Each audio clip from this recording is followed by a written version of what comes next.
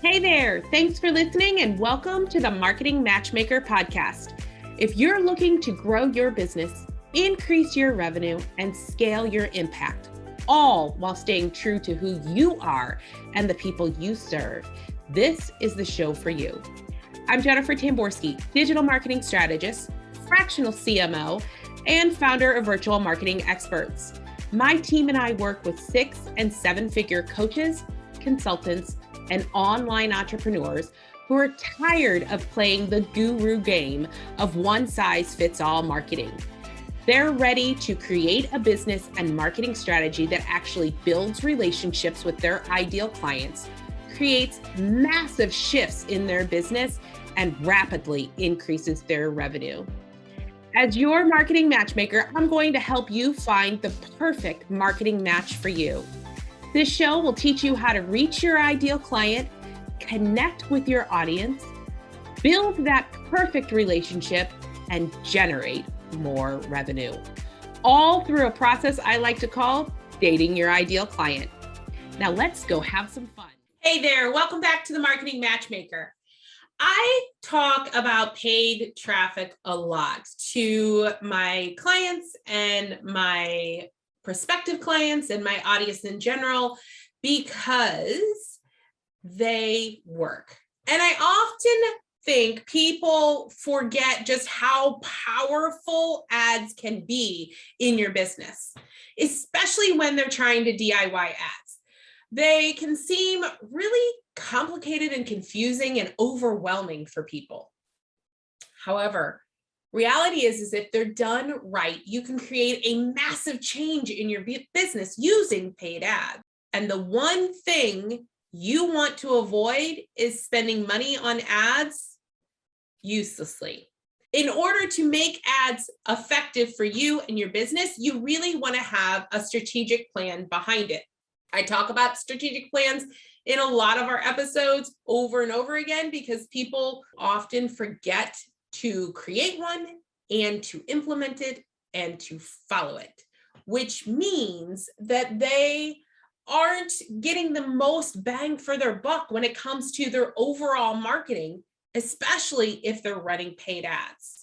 I know in a previous episode, we talked about some of the things that you needed to have in place before you started running paid ads. Just a quick overview, make sure that you have some kind of funnel to send them to. Make sure you have a call to action.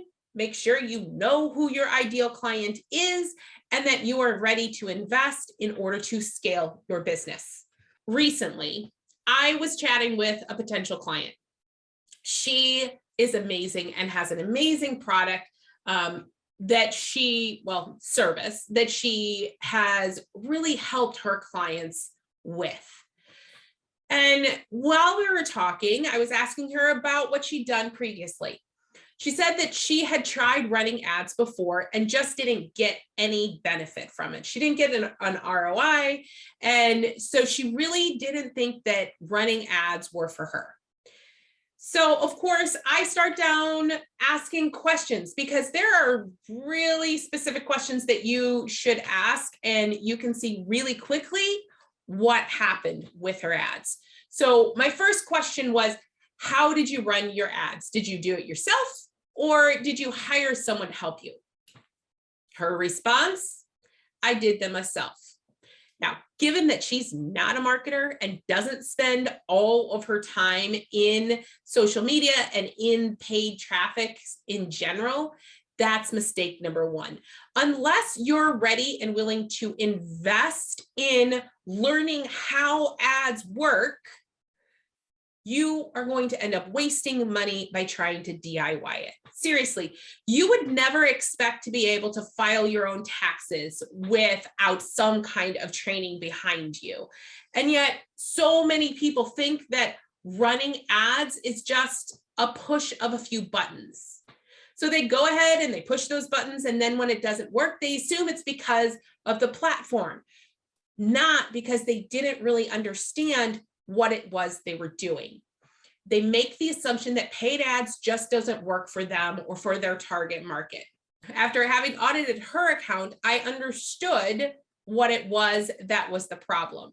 And reality is, like, after having been audited by the IRS, because I had my taxes done by someone who didn't quite know how to file taxes for a growing business, I would never try to do my taxes myself, nor would I hire anyone that wasn't a certified CPA to do them.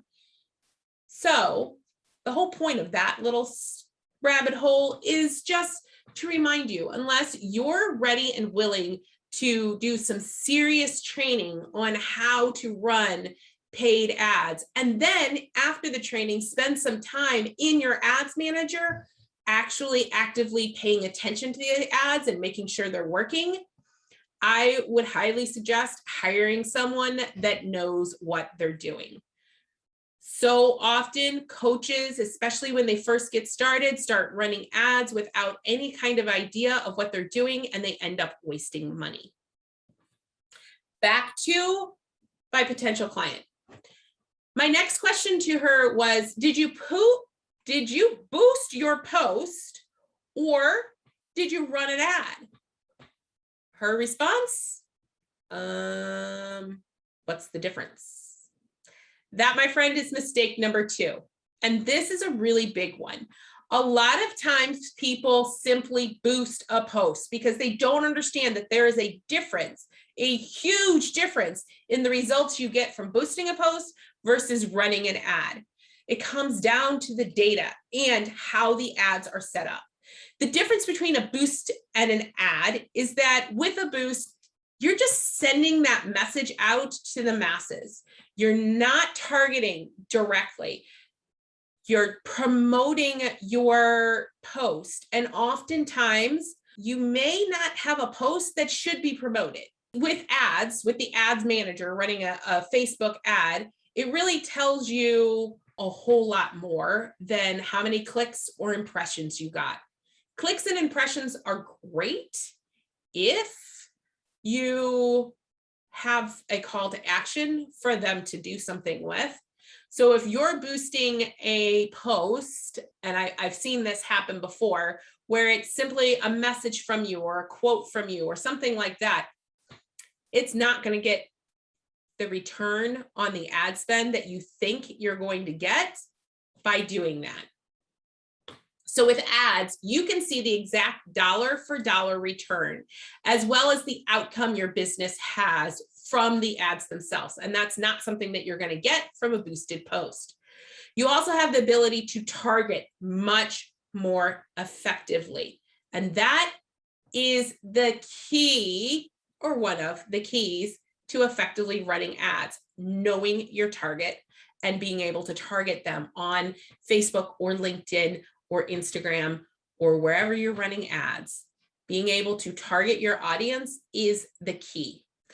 That's one of the things I love so much about Facebook ads is, well, I'm going to be honest, I love Facebook ads over pretty much any other ad platform. That being said, they're all very valid. Facebook has just been around for a really long time and allows you a whole lot more flexibility and really diving into that target market. Facebook ads are a fantastic way to know exactly what your return on investment was. If they're set up correctly, you can learn a lot about your ads, such as how much you spent. Yes, you can put a limit on your boost where you only spend $50 and you don't know how much your return would need to be. Sometimes, depending on what kind of lead or what kind of conversion you're looking for, you're not sure about what that is. And you can find that out by running actual ads as opposed to a boosted post.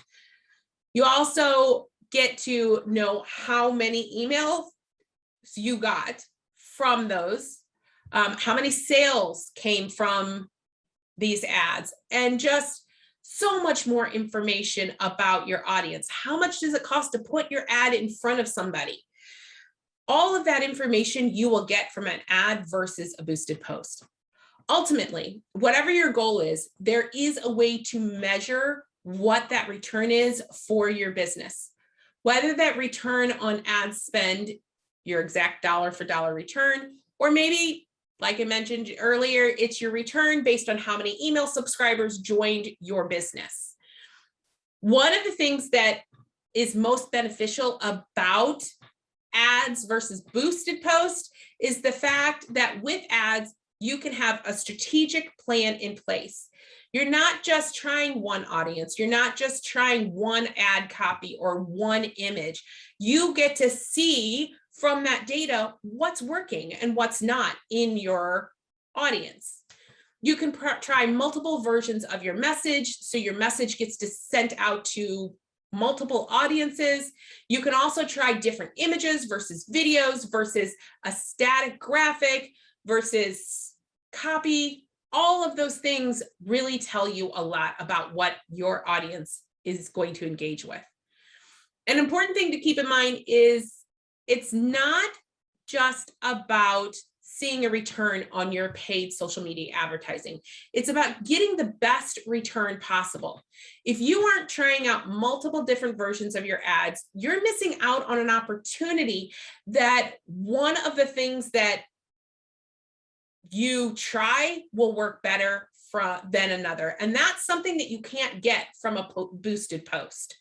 You really can't figure out what is bringing in the results and what needs to be tweaked and how that coincides with your overall strategy. So if you're boosting posts, I encourage you to hit pause and hold off. Unless you have a plan in place that coincides with your Facebook ads as part of your comprehensive marketing strategy.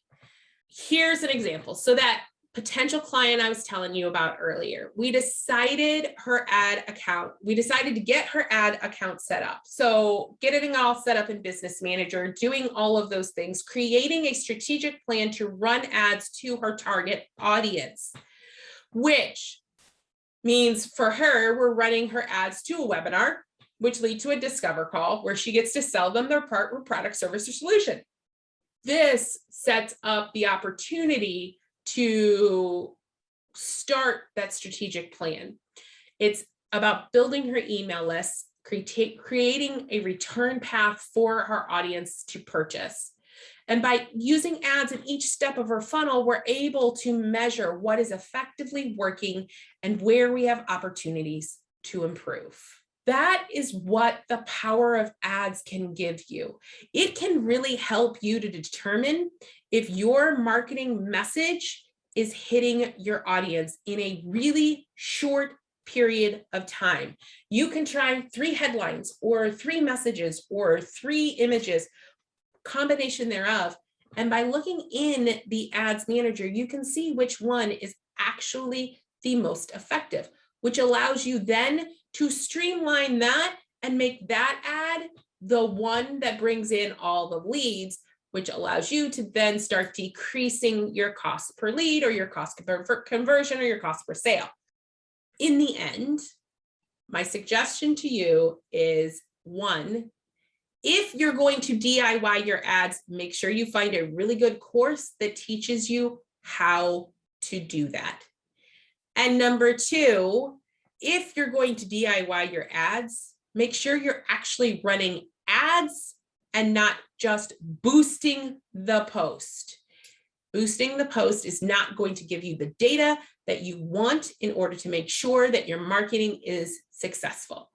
So running paid ads can help you to grow your business, increase your income, and scale your impact when they're done right. Thank you for listening to the Marketing Matchmaker podcast. If you enjoyed this episode, I would love to hear your feedback.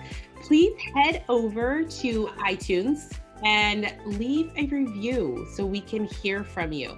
And if you are a coach, consultant, or online course creator who are looking to grow your business, increase your income, and scale your impact, connect with me at yourmarketingmatchmaker.com.